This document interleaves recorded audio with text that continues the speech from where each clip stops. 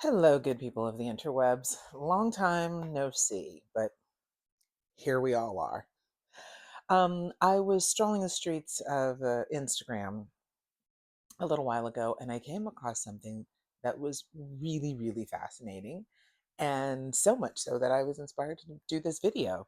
Um, it's a saint, and a Catholic saint that I have never heard of. Not to say that I know all of them, but I mean, I know quite a few, having grown up Catholic, and I had never heard of this guy before. And when the post first came up, my initial reaction was, what in the Garden of Eden Catholic sorcery is going on here? Um, so I decided to make a video kind of as a part of the series that I had been doing, talking about Catholic saints and folk saints as well. And it just turns out that his feast day, which I guess is why it came up on Instagram for me, his feast day was May 1st. The time of making this video, it's the 3rd, so just a couple of days ago. And it's an annual feast day that is for him. And his name is San Domenico. Forgive me as I look down at iPad and notes. San Domenico Abate, and he is an Italian saint. Now, I'm not going to go too deeply into him tonight.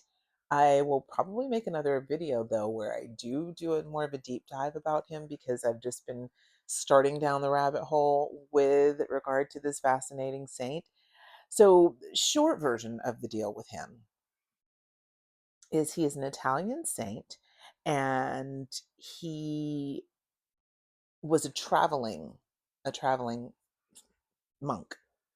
And forgive me, guys,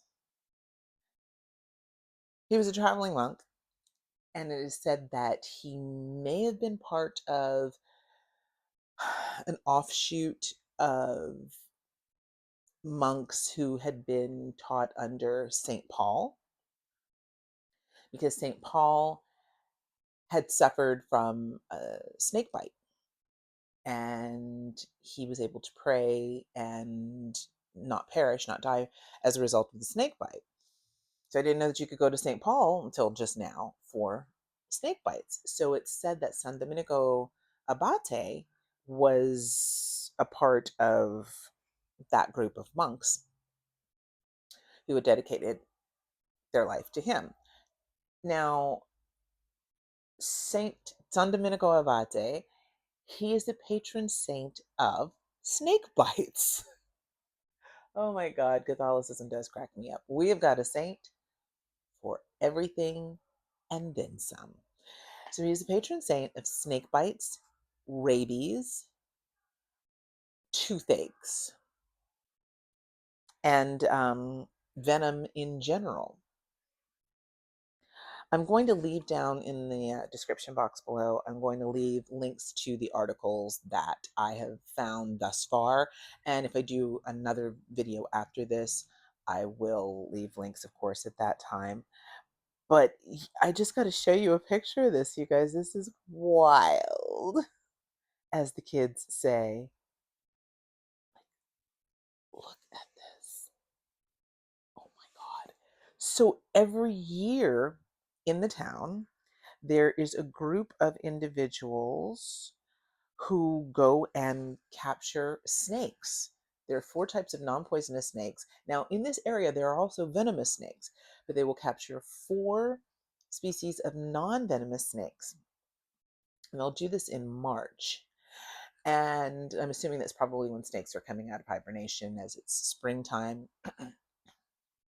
They'll capture the snakes, and they will put them in, containers, boxes, aquariums, whatever. It's going to be interesting to see what that was on camera. I swear it looked like an orb that just floated by, or it could have been a pillow feather. Anyway, they capture the snakes. They put them into safekeeping boxes, and they are fed mice and rats, of course, mice. But they're fed eggs, which I found was very, very interesting in light of Papa Dambala in Haitian Vodou. who is symbolized by the snakes and eggs. Very interesting connection there. Coincidence? Probably not. But they capture the non venomous snakes and they feed them. And then on the morning of May 1st, they take the snakes out and they bring out this huge, beautiful statue of Saint Domenico Abate.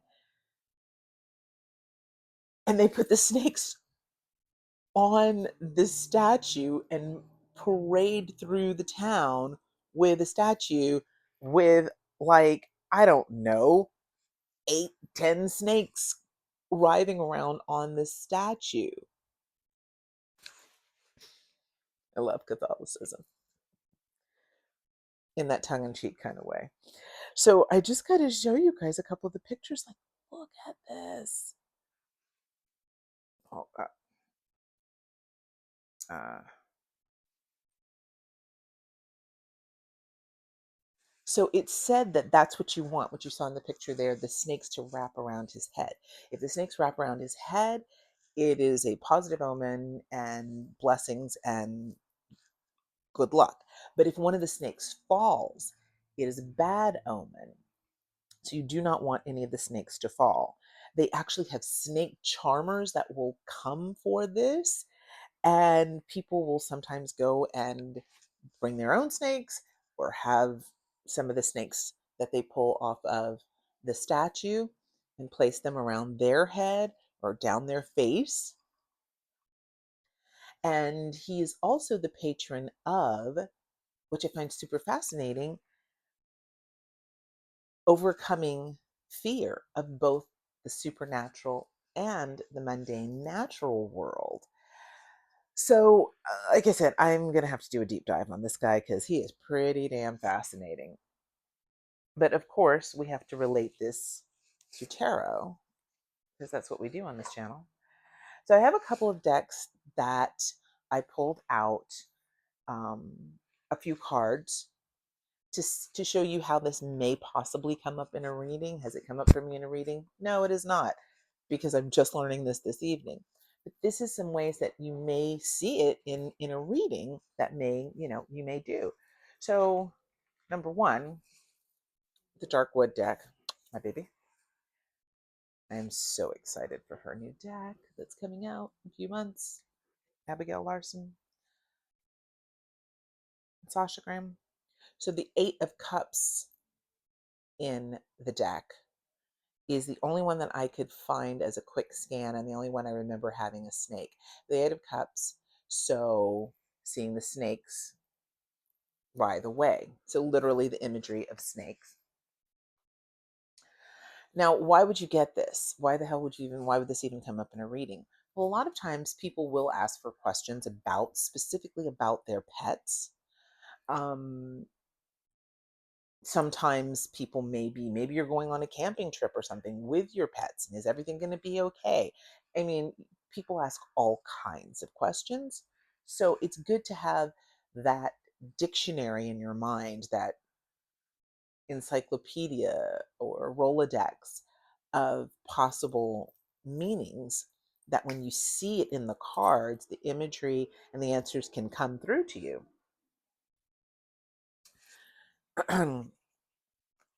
So another way it might come is Tarot of Vampires, which unfortunately is still out of print.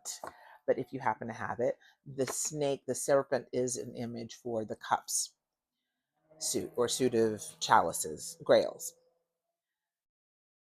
So the Five of Cups, she looks very, very sickly, not at all healthy.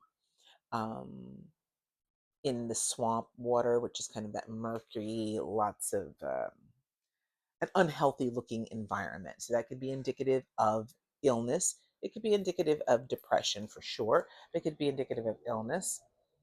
Our Queen of Grails, perhaps there is a snake bite or something venomous. Oh, that's right, because he's also the patron saint of rabies. Rabies. So seeing this, perhaps this could be the individual protecting their pet, or this could represent a veterinarian. Six of Grails.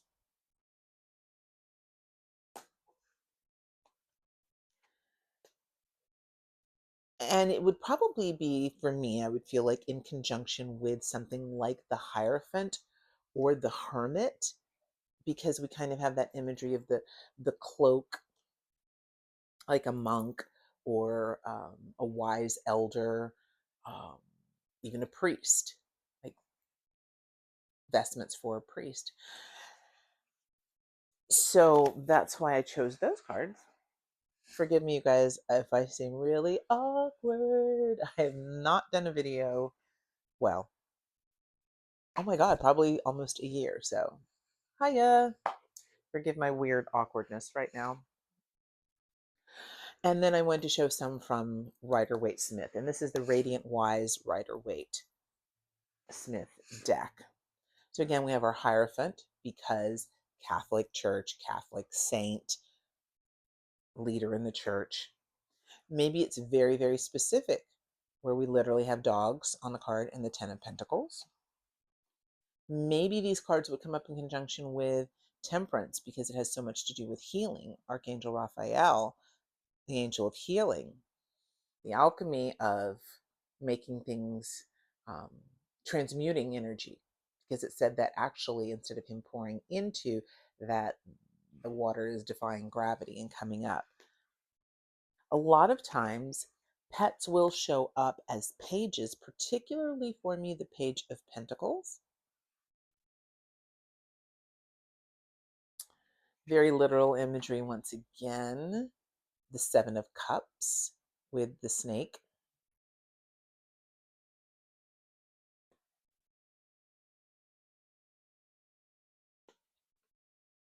The Five of Pentacles, because it represents so much about sickness, illness.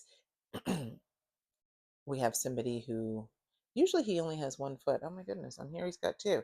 A lot of Rider-Waite Smith decks, he does not have a second foot, so he's essentially a paraplegic.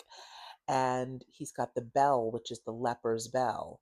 And clearly, this poor woman is not doing very well either. So, this is such a good card for sickness, particularly because it's also associated with pentacles. So, the physical, the human body. And as they are passing a church stained glass window of a church there, again, pulling in with that Catholic imagery, sainthood. The magician, the alchemist, who can turn lead into gold, essentially make what seems impossible, bring it down into the physical.